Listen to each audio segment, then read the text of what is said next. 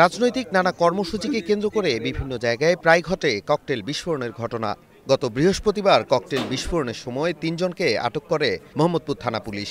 তাদের দেওয়া তথ্যের ভিত্তিতে শুক্রবার সন্ধ্যায় জেনেভা ক্যাম্প ঘেরাও করে অভিযান চালায় মোহাম্মদপুর থানা পুলিশ। এ সময় ক্যাম্পের ৭ নম্বর সেক্টরের ককটেল বানানোর কারখানার সন্ধান পায় পুলিশ। স্থানীয় মাদক ব্যবসায়ী বুনিয়া সোহেলের সহযোগী মোক্তার বাসাটিকে বোমা বানানোর কারখানা হিসেবে ব্যবহার করত বলে জানায় পুলিশ। বাসাটি থেকে বোমা তৈরি সরঞ্জামও উদ্ধার করা হয়। ৬টা ১৫ মিনিটের দিকে আমরা জেনেভা ক্যাম্পের ৭ নম্বর সেক্টরে ওই জনৈক মুক্তার হোসেন তার বাড়িতে অভিযান চালাই।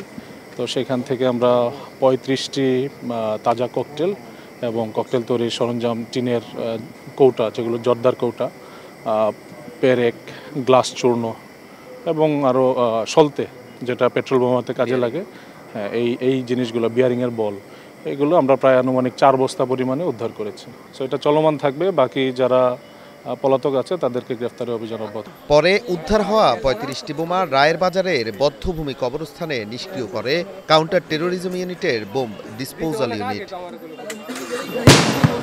Nazmul Hasan, star news, Dhaka.